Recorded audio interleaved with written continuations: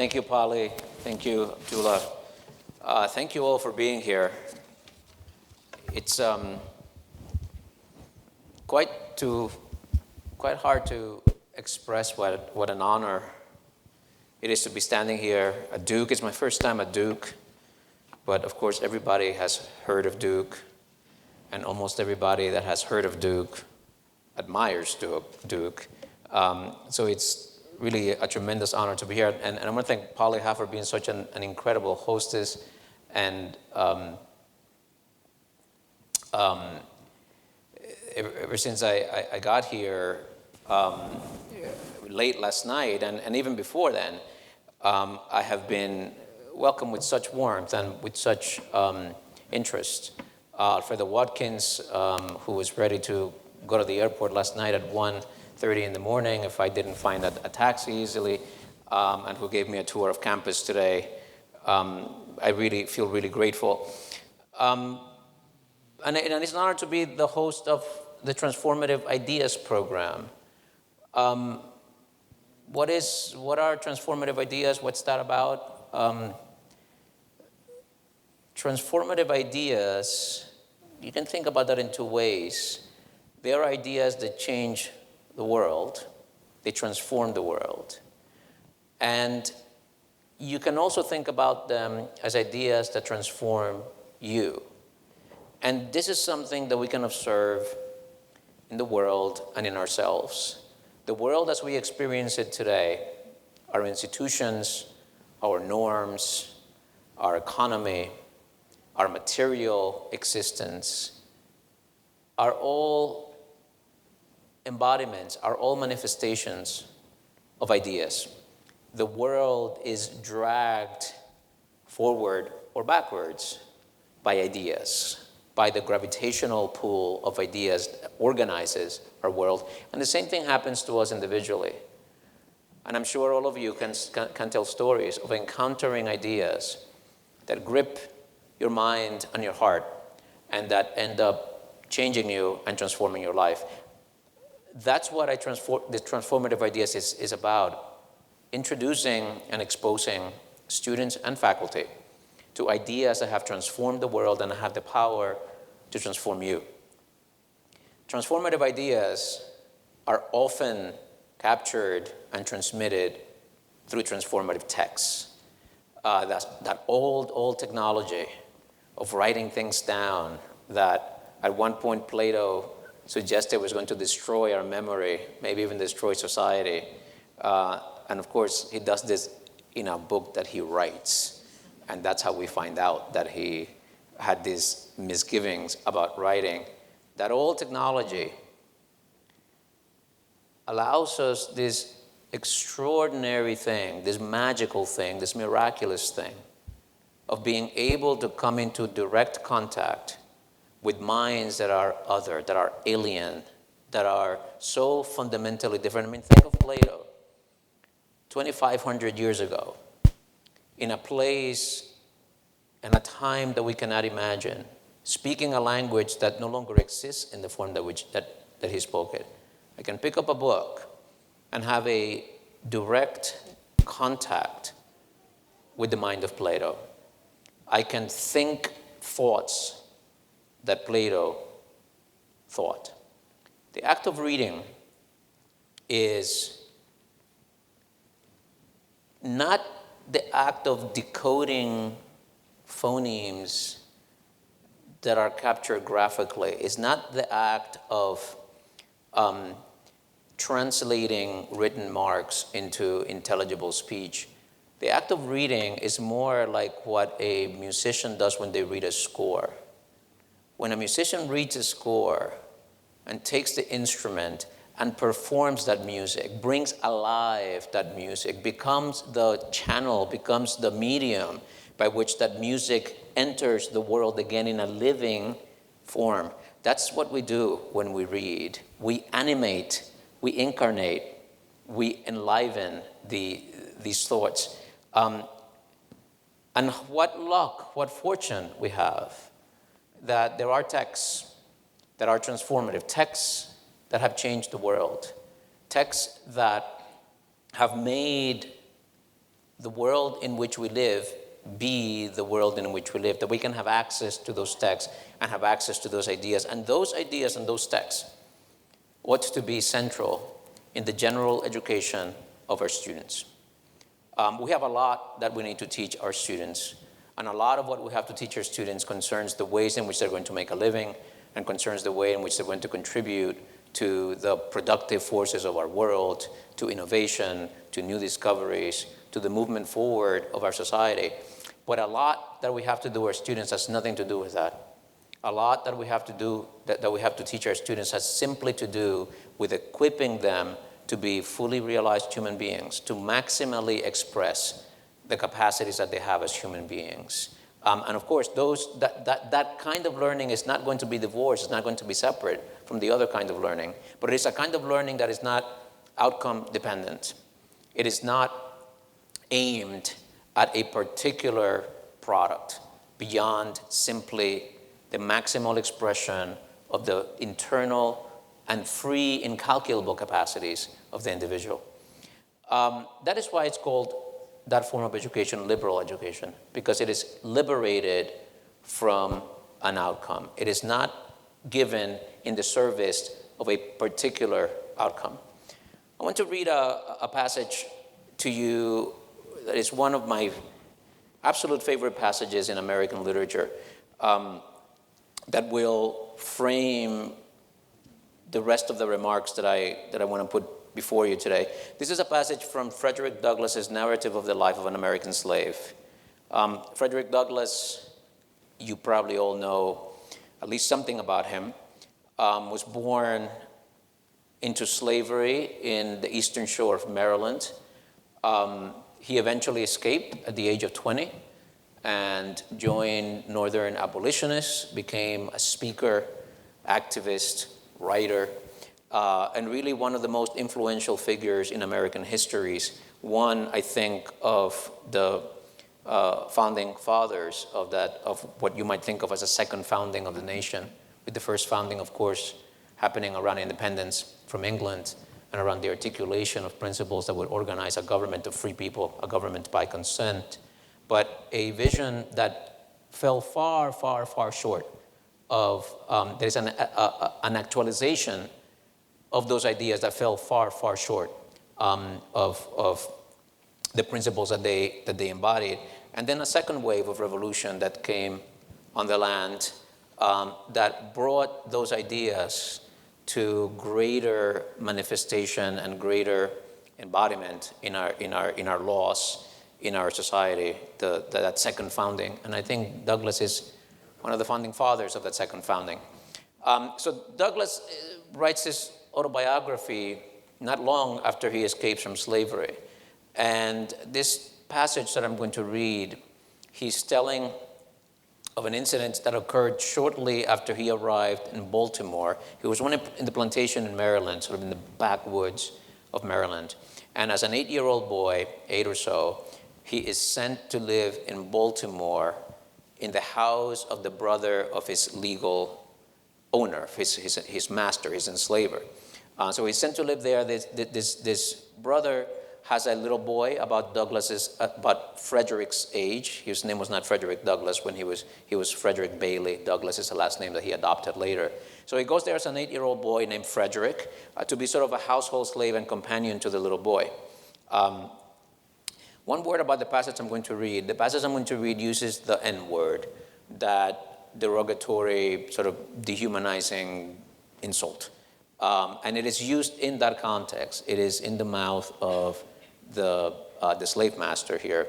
And I'm not going to pronounce that word. That word has, even though it was a slur, has become sort of indecent in our cultural context. So I'm just going to replace that word with the word slave. I guarantee you that your American ear will pick up exactly when I say slave and the original text says that N-word.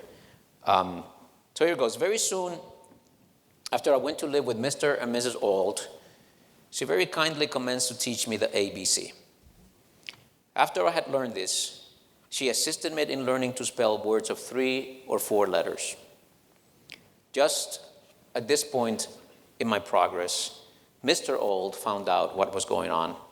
and forbade Mrs. Ault to instruct me, telling her, among other things, that it was unlawful as well as unsafe to teach a slave to read. To use his own words further, he said, if you give a slave an inch, he will take an L. An L, we have a version of that saying now, if you give somebody an inch, they'll take a mile. Right? If you give a slave an inch, he'll take an L. A slave should know nothing but to obey his master, to do as he is told to do. Learning would spoil the best slave in the world. Now, said he, if you teach that slave, speaking of myself, how to read, there would be no keeping him. It would forever unfit him to be a slave. He would at once become unmanageable and of no value to his master. As to himself, it would do him no good, but it would do him a great deal of harm. It would make him discontented and unhappy. And Douglas returns to his own narrative voice. These words sank deep into my heart, stirred up sentiments within that lay slumbering, and called into existence a whole new train of thought. It was a new and special revelation, explaining dark and mysterious things with which my youthful understanding had struggled, but struggled in vain. I now understood what had been to me a most perplexing difficulty, to wit, the white man's power to enslave the black man. It was a grand achievement, and I prized it highly. Now, notice this. Douglas says that hearing his master say this unlocked for him the answer to a question he had had, but he could not understand. He couldn't get this. To wit, the power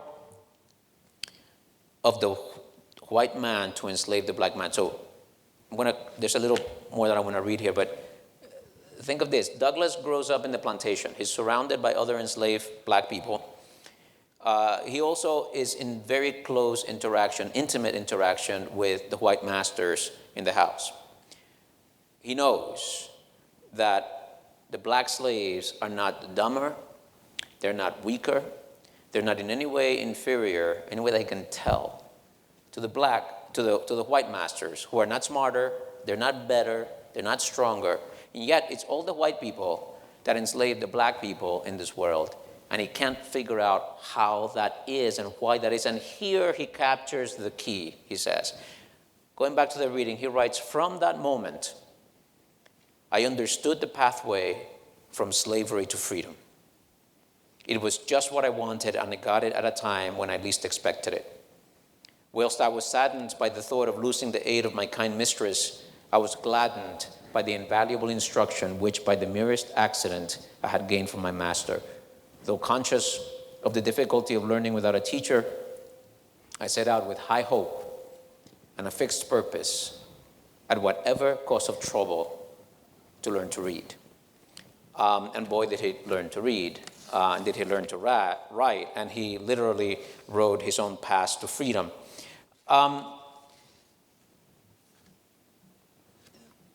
Douglas here gives us an image of learning for freedom.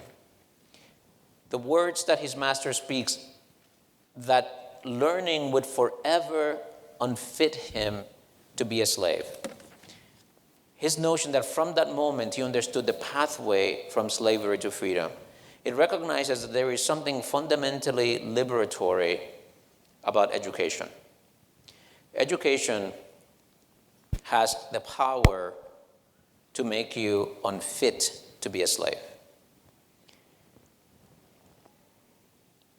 But education and learning also gives you the power to dominate and to inhibit the freedom of others. So it's quite a double-edged sword. Education can be liberating, or it can be a tool for domination and the prevention of liberty. Well, today, there's no more chattel slavery. In what ways is education liberating today? And I want to suggest to you that education today continues to have the power to make you unfit to be a slave. And I want to suggest to you that there are lots of forms of slavery, lots of forms of domination, coercion, exploitation, minimizing of your freedom that are pervasive in our society. And that today, liberal education, like it did for Douglass, makes you unfit to be a slave. That there are aspects of our society for which liberal education, for which education ought to provide and continues to provide a liberatory experience, liberatory power. So what I want to, the sort of minutes I have left to talk to you before we have a more dialogic kind of interaction. Pickus is going to join me up here, and Paul is going to join me here, and we're going to have a conversation. I want to just talk about liberal education and what that is. Liberal education, is often spoken about, I think, but often little understood. For one thing, the name might make people think that liberal education is about politics, that liberal education is the kind of education that turns you into a liberal. And many people think that. And many people have the experience, many families have the experience of sending their kid off to college as a nice middle of the road, perhaps even conservative, and them coming back as a liberal. Liberal education. But of course, that's not what liberal education means. Liberal education is a term that has been around for thousands of years, way before the current liberal and conservative split in our politics. And liberal education simply refers to freedom, to liberty. Liberal education is the kind of education that is appropriate for a free individual. And the idea goes back to 5th century Athens. 5th century Athens is a democracy, a direct democracy, unlike ours. Ours is a representative democracy. But in the direct democracy of Athens, where citizens voted directly on laws, citizens held political office by lot, citizens sat on juries, citizens served in the army, citizens formulated military, civic, and all forms of policy, of city policy. What kind of education was to be given to them? And Athens was, like our own American democracy, a slave democracy. Democracies throughout history have come with slavery. That's the norm. It's a slave democracy. The grand experiment of America is to try to have a democracy without slavery. That's what we're still trying to figure out. In the slave democracy of Athens, the question arises, what kind of education is appropriate for the free citizen? What kind of education will equip the citizen to fulfill the tasks required for collective self-governance? And you can see right away that to participate effectively in the task of collective self-governance, there are going to be a lot of skills that you have, skills that we might call rhetorical skills. You're going to be able to persuade, to argue, to listen. And it's a very complicated set of human skills. The capacity to be able to persuade, convince, and the capacity to be able to change your own mind. But there's also going to be a lot of knowledge that you're going to have. You're probably going to need to know something about science and about navigation and about the military and about sanitation and about history and about religion and about ethics and about the law. In fact, there is no area of human endeavor which, as a member of a self-governing society, you don't need to be conversant and adept at. And the thing that you most need is the capacity to learn new things, not just knowing things, but knowing how to know things, knowing how to learn things. This is liberal education. It is an education that is rooted in the condition of freedom. And let me say a word about our condition of freedom, because liberal education, as I said, is a kind of education that is appropriate for a free individual. What does it mean to be a free individual? There's that famous line in George Orwell's Animal Farm, which says, all animals are equal, but some are more equal than others, right? We have that when it comes to freedom too. We are all free, but some of us are more free than others.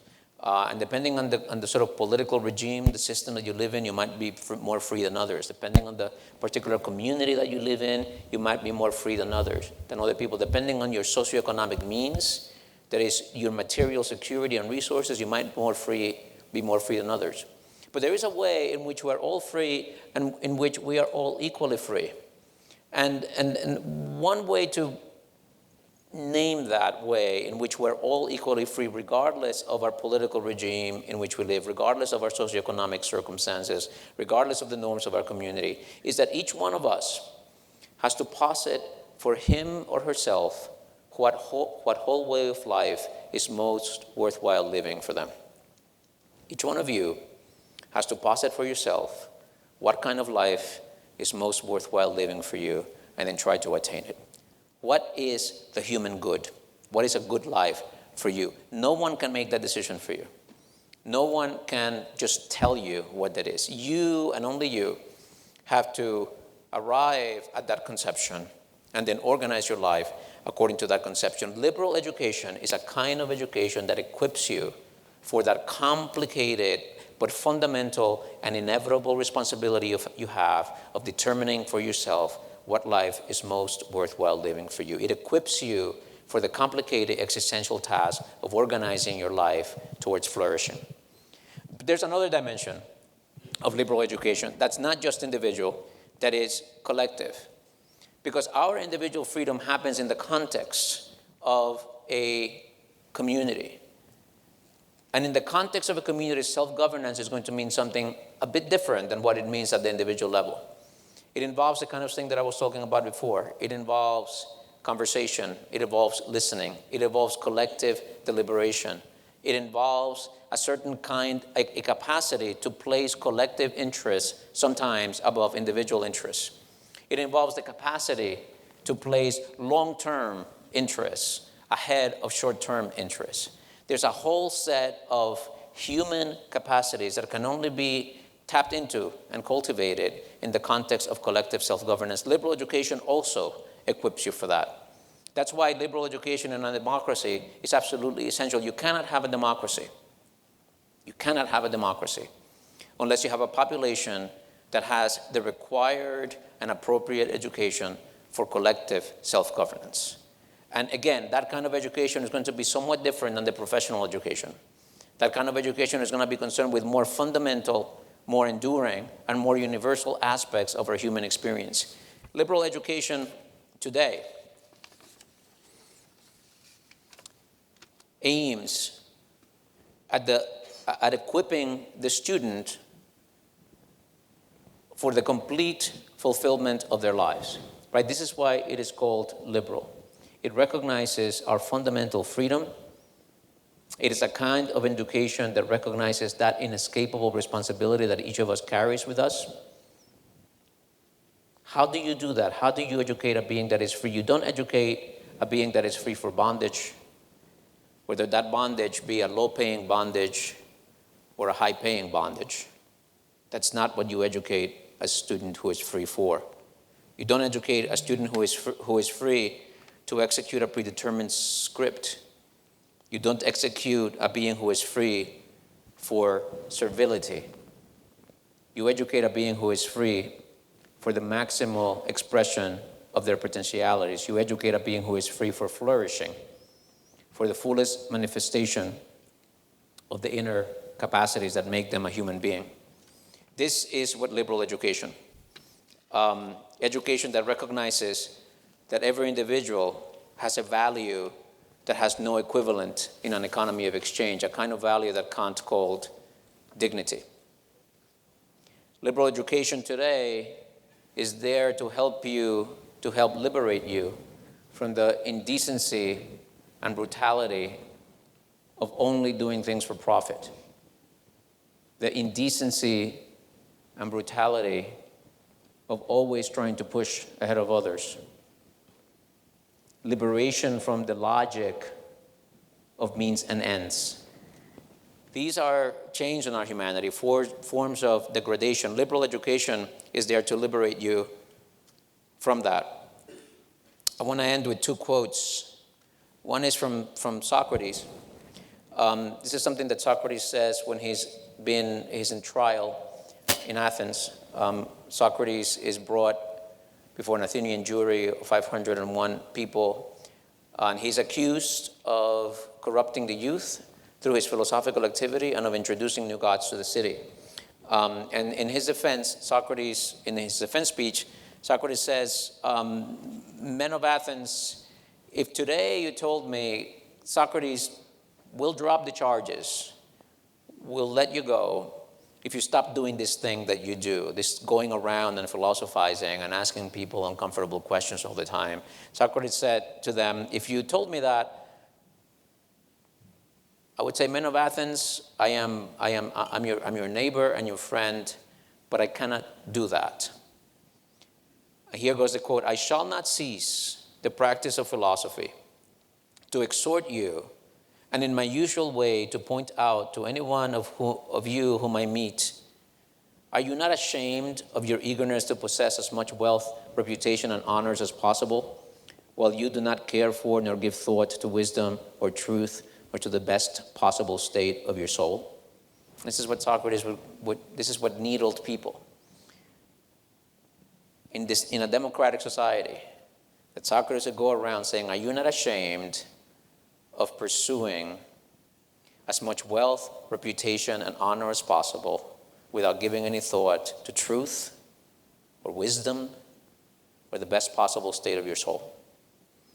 This is a question of liberal education today, too. We ask our students to think about the best possible state of their soul. We ask students to think not just about wealth, reputation, and honor, but about truth and about wisdom. You know, Jesus said something like this too. Jesus said, you cannot serve God and mammon.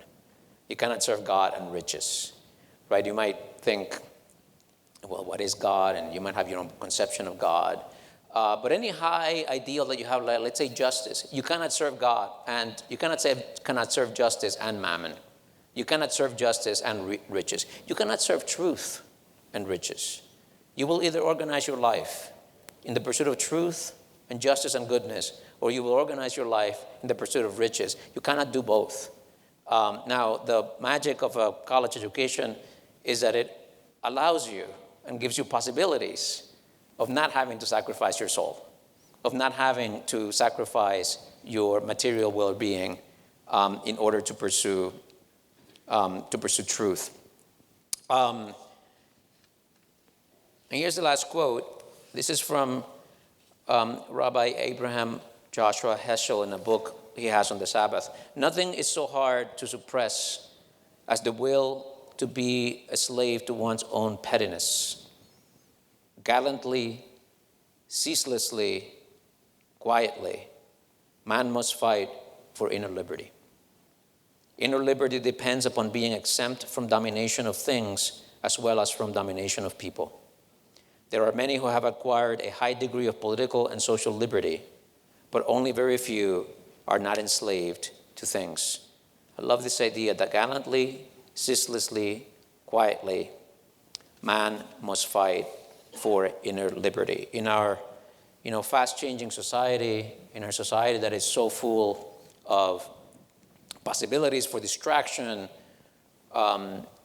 possibilities for useful occupation, a liberal education, our encounter with transformative ideas and transformative texts calls us to this other dimension of our own life and our own development. I think I'll stop there, and I look forward to our conversation.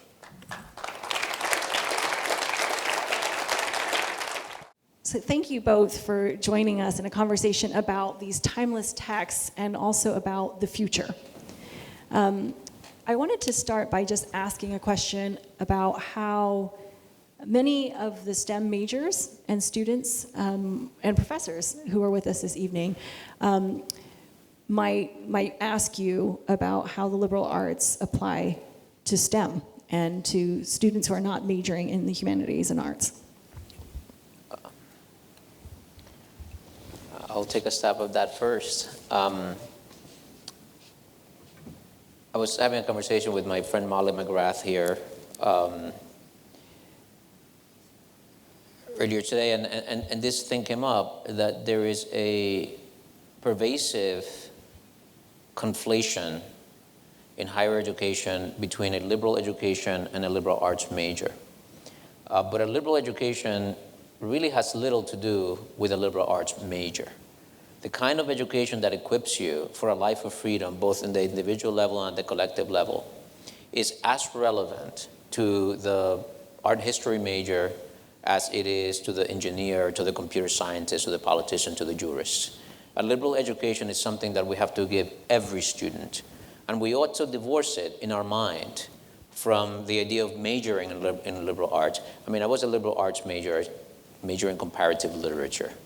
So I love liberal arts majors. I teach liberal arts majors. But our job in higher education is not to get people to major in the liberal arts. Our job in higher education is to ensure that every student, the STEM student as well as the humanities student, gets a liberal education. In fact, it seems to me that people who are out in the world, not in academia, right? Because today, if you major in the liberal arts, the only career path for you in that field is academia. That is the only career path for, or I guess there are some exceptions. But essentially, when you major in liberal education, if you pursue that, in liberal arts, if you pursue that, you're looking at an academic career. But there are so many careers out there, being a physician, or being an entrepreneur, being a business person, being a computer programmer, in which precisely those capacities and sensibilities that a liberal education cultivates are of decisive importance in our society.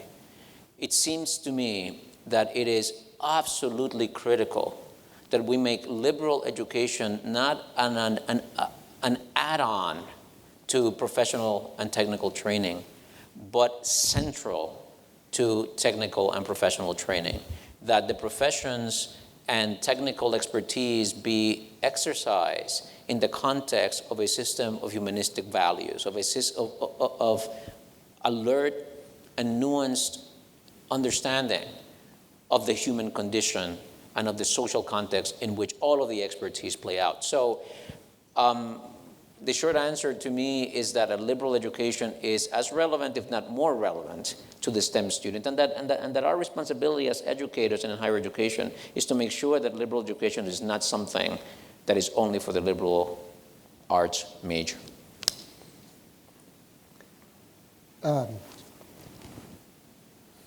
Listening to Roosevelt, it's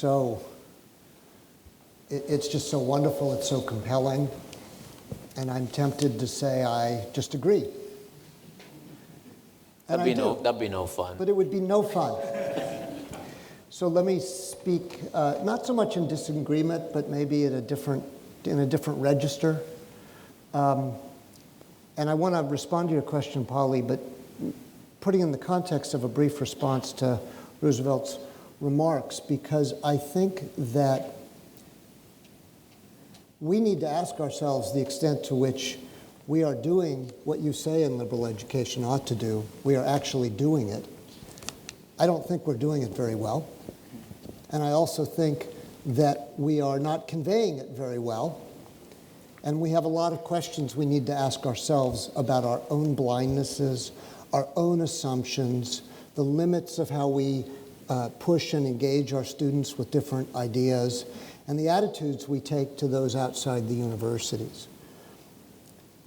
One way to get at that is to think about this question you've posed, Polly, because I think that universities have succumbed to the focus on content. Now, that's an odd thing to say, because, of course, what else do we do but content, right? We have ever-expanding knowledge. Students know we have ever-expanding requirements, right? It's endless. And as faculty, of course, we're very interested in the content, in the knowledge. And yet the fundamentals of a liberal education are not simply the content. Content is endless. Everyone has it in their phone, in their pocket, endless amounts of content. And the question, I think, is what are the fundamental and underlying and durable habits and skills that we are trying to inculcate and engage with? And I think that's an area we fall down because we just say, well, you take this course and you take that course. And it's as if somebody's on, you got a coach on first base and a coach on third base, and they're not communicating with each other. Because what are the common things they're trying to get at? I don't know, students will figure it out. One of the things I found most interesting in looking at these new universities that have grown up around the world is the extent to which they've taken a different approach in many cases. So African Leadership University in Mauritius and Rwanda and now across the continent identified 7 core habits and skills that they broke down into 135 sub-skills. Minerva University identified 4 that they broke down into 85. It doesn't really matter the exact number, and it's good that there are different approaches. But the point is, they tried to say, when you say critical thinking or you say creative thinking, what does that mean? It's just a mindless kind of repetition. Does creativity have some dimensions that we need to understand? How do you actually come to understand where ideas come from, how you iterate on them, how you lead to designed thinking about how to address a problem, whether it's an engineering problem or in democratic governance? There's no underlying language that we share. And so if you're in the STEM fields, I think it's perfectly understandable to think, well, they're doing a bunch of content stuff over there, and maybe it's interesting, but they're not actually getting at habits and skills that I need, whether as an individual, as a citizen, or in my career. I'll give you one last example and stop. At Kunshan University, we have 7 animating principles. One of them we call collaborative problem solving. Okay. That sounds pretty good, right? But what does that actually mean? To most of us as faculty, it means we'll put you in teams, work together, figure it out, try not to kill each other, right? That's pretty much it, right? Don't you students love those assignments? But it turns out we know things about collaborative problem solving.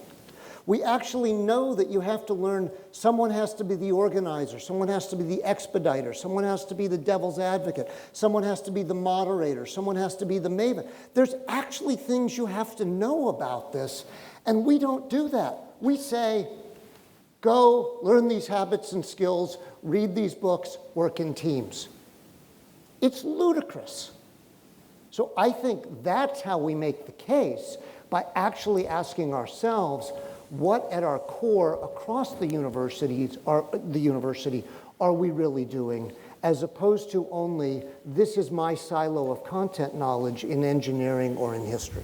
Can I add a small comment to this? Because I see precisely this sort of logic working in the humanities in the academy, where people confuse sort of technical expertise, scholarly expertise, with the skills and capacities and dispositions that a liberal education is supposed to transmit. I'll give you an example. You might, some 2 standard texts that you might teach in a liberal education class might be philosophical texts like, say, Plato and Aristotle. You teach Plato and Aristotle, and at the end of that, you spend a month reading some text by Plato and Aristotle. At the end of that month, you might give a test to the student, and then you ask the student, what are the differences between Plato and Aristotle in the way they think about the constitution of knowledge? And the student might say, well, Plato thinks about forms, and Aristotle thinks more inductively. And okay, you get an A because you understood what Plato and Aristotle say about the constitution of knowledge, as if that is what matters in that class. What matters in that class is not that the student know what Plato thought versus what Aristotle thought. What matters in this class is that the student comes away with a way of understanding what it means to know, and a way to think about what knowledge is, that they will carry with them to their profession, to their relationships, to the way that they write, right? That is liberal education. We use Plato and Aristotle. But unless you're a philosophy major in a philosophy class, the reason why we read Plato and Aristotle is to cultivate this more fundamental way of thinking that transfers entirely across the domain of Plato and Aristotle. What I'm hearing is that with liberal arts, we have an opportunity of deepening our way of being, but also our way of thinking, and then our way of also collaboratively developing the kind of skills that can be transferable to professional life. And when I was a history major decades ago, I remember that was the largest major at Yale, and students went into all sorts of professions: medicine, law, education, all sorts of application for that knowledge. And I suppose one of the things that I also wanted to ask you both about was how liberal arts, if it has this capacity to reach into our whole university life, how does it adapt to a changing landscape? With a globalized student body, faculty changes that are too rapid and accelerating to even keep track of. How does liberal arts map onto that changing landscape? Oh, I think we have some real expertise on this. But I will say this, and this will be like teeing up the because I'm very interested in your thoughts and your experience working with students from all over the globe. But another thing that liberal education sometimes is confused with is like the Western canon, because liberal education it has sort of been cultivated historically in the bosom of Western academia. So people, I think, confuse liberal education frequently with like the study of the Western canon in literature, philosophy, or religion, political theory, whatever. But in fact, what liberal education concerns itself with is this fundamental condition of being human. And the reason why we do read canonical texts is because they shed a particular rich and stimulating and provocative light on these fundamental questions. And every single culture, every single tradition is going to have its own version of the great texts and questions and debates that illuminate the character of the human experience. And it is those things that make them classics and makes them canonical. So one of the things that a liberal education ought to be able to allow you to do is to speak and relate to someone who has an entirely different cultural signature and background than you do, based on these fundamental realities that we share as human beings. Human beings are, whether you're Chinese or Indian or American or Dominican or Italian, human beings share some fundamental realities that are common to their experience. That's why we can read an ancient text and see ourselves in it. You can read the Iliad and see yourself in it. You can read the Bhagavad Gita. I have no cultural connection to the great Hindu tradition, but I can read the Bhagavad Gita and see myself in the Bhagavad Gita. Because the reason why the Bhagavad Gita is a great text is because it illuminates our fundamental humanity. So we, I think, need to think of liberal arts as a kind of universal key. I think we need to think of liberal arts as a kind of a way of cultivating our humanity that allows and gives us access and opens the door for us to communicate across our narrow particular cultural signature. We have to be able to reach for the thing that holds us, that we hold in common with all different kinds of people. I love following Roosevelt because there's just so much to build on there, and there's good news. I mean, this is the thing that I discovered is that while here in the U.S., even before the present moment, for the last 10, 15 years, what is the story about higher education? What's the story about liberal education? It's a question of doubt. It's a question of what's the value of this education? What's the return on investment of it? What's the quality of it? It's a whole set of doubts about this. There's a lot of hand-wringing. There's a lot of clouds there. And you go out into the rest of the world, and it's just remarkable how many places are embracing a kind of liberal arts approach to education. How many of them see it as fundamentally a way to free themselves from what is a hierarchical and bureaucratic kind of education that they've often inherited, sometimes as a result of colonial education, Soviet education, other kinds of forms, and that they are trying to drive innovation and creativity in their society.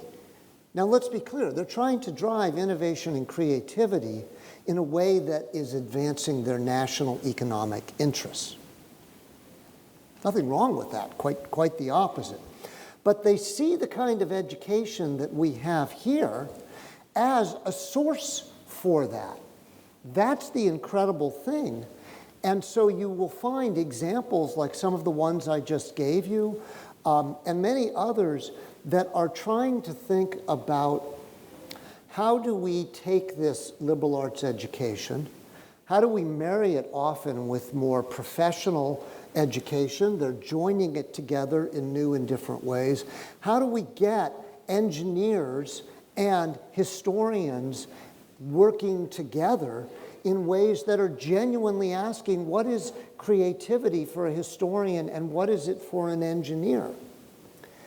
They're also doing things that pick up on what you were saying, Roosevelt, which is you can have examples like Ashesi University in Ghana or Ashoka University in India, Fulbright University in Vietnam, all of whom have tried to create a kind of fundamental core education that is appropriate to their own civilization and culture.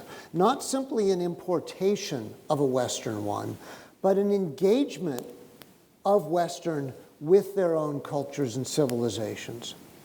And they are doing this as an explicit project, not merely of economic growth, but of civilizational self-confidence and belief. And the thing that I find most fascinating is that of all the schools we looked at, so many of them ended up deciding something that we don't do very often in the US anymore. They offer a set of core requirements. They actually say if you're going to have students from around the world and faculty from around the world, you need to have an education. Andrew Del Banco from Columbia University puts it this way, so that no student is a stranger to another. In other words, it's not just common knowledge, it's common experiences that they have to have together. I think it's something, Polly, that you and Abdullah are doing in Transformative Ideas. But they're doing it on such a grander scale where you have Confucius next to Socrates and realizing these are not the same ways of thinking about everything. And they are then engaging in these big challenges of what does it mean to be simultaneously rooted in your society, aware of your histories, your traditions, your cultures, and also global. And this is the insight we tried to put at the heart of Duke Kunshan University, where the master principle there, the animating principle, is called rooted globalism.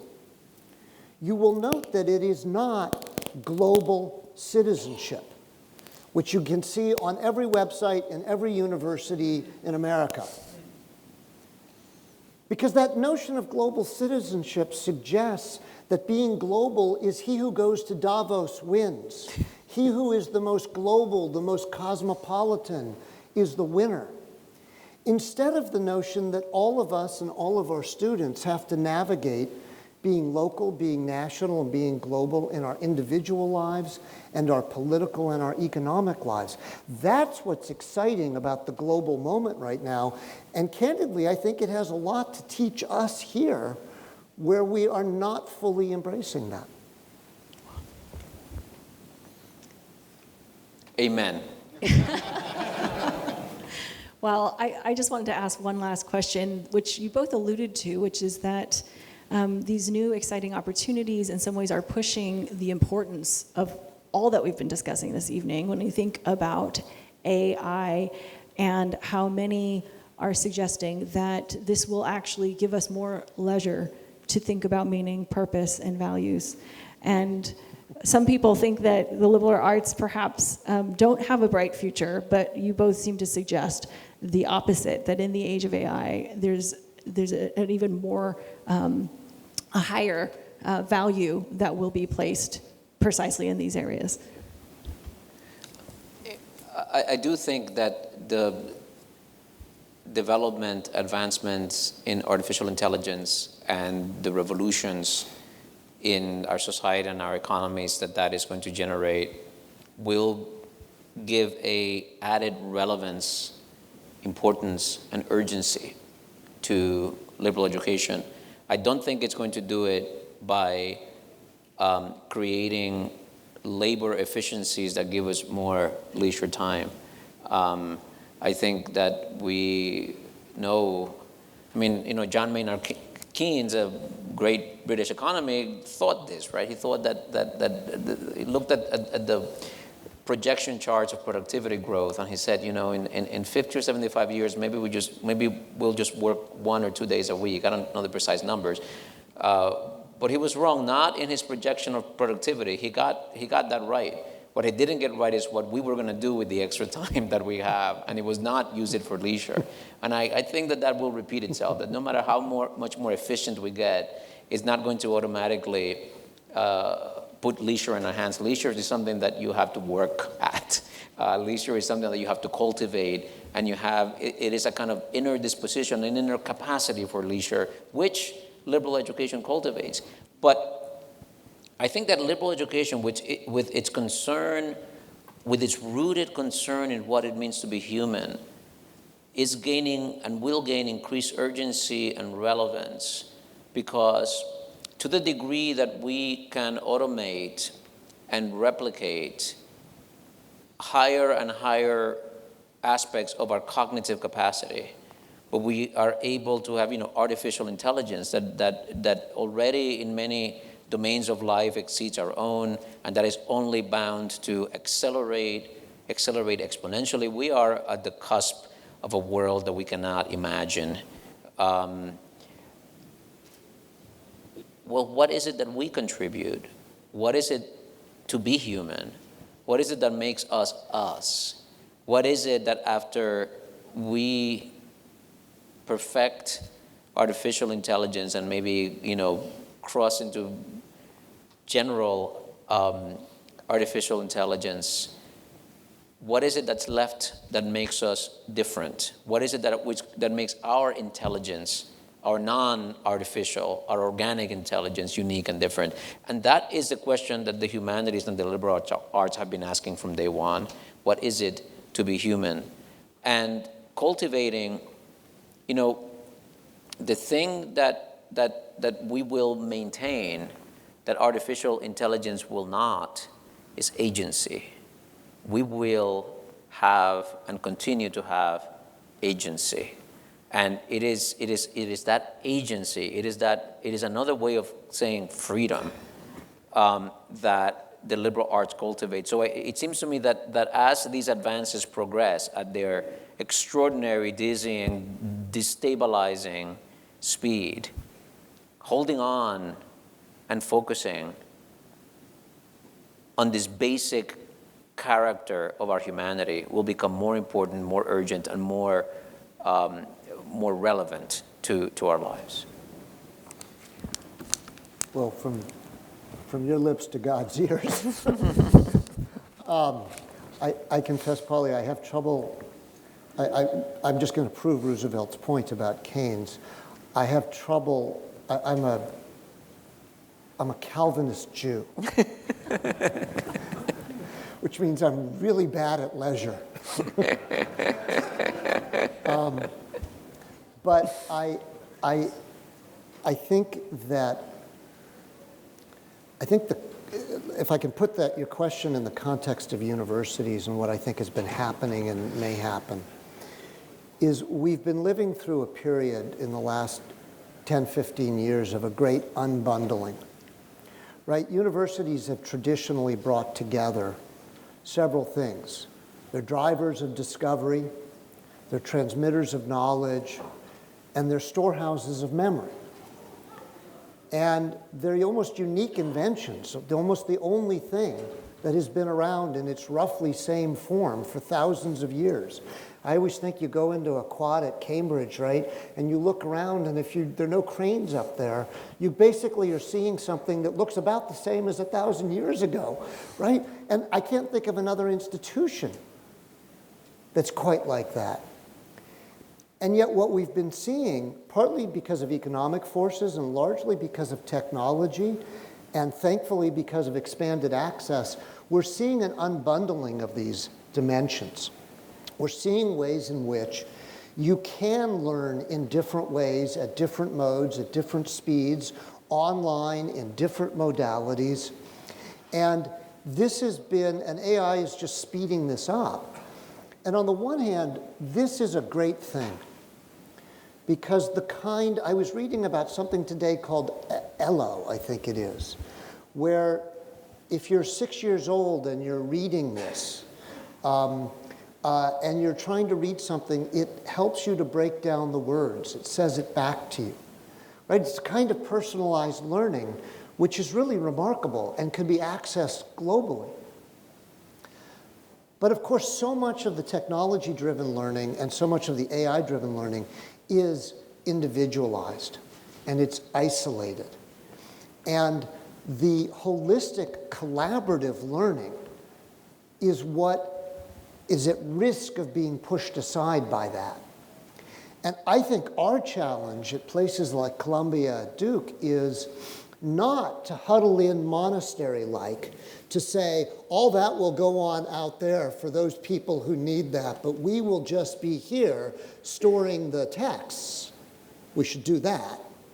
But also recognizing that students are going to learn. Sometimes they're going to be learning fast. Sometimes they're going to be learning immersive. Sometimes they're going to be learning in flexible ways. They don't all have to learn in a 14-week semester, which, let's face it, right? Around the 11th week, faculty and students kind of look at each other and wink and say, just wake me up when it's finals. It's not a well-designed system. And so the point I'll close on, Polly, is that what we need is more adaptable academic structures that allow for depth, for slowing down, for slow reading, and I'm looking at Norman, and slow food, and ways of doing that, but not in opposition to flexibility and speed and agility, connected with those. That's the challenge, is depth and flexibility together, rather than we'll do the depth, you do the flexibility. You put it so well when you say that we need all these things, and to slow down, enjoy the moment, to lean into our rootedness. And what better than for us this evening to have such a feast of riches that we have, and to value what exists and is ours, while acknowledging that that capacitates us to move into the next century with the flexibility and openness, even an excitement, dare I say, at the power of leaning into what is ours, which is what you so eloquently spoke to us about this evening. And so I'm so grateful to both of you for helping us to think about this way that liberal arts can speak timelessly, and also help us to lean into this evening as we think about time with friends, with food, feasting, and just being able to labor in our leisure to try to, it is a work to actually enjoy oneself for many Duke people in our community. And so I'm very proud of everyone for coming out this evening, enjoying this feast of ideas and this feast that is before us. Thank you very much. Thank you, Polly.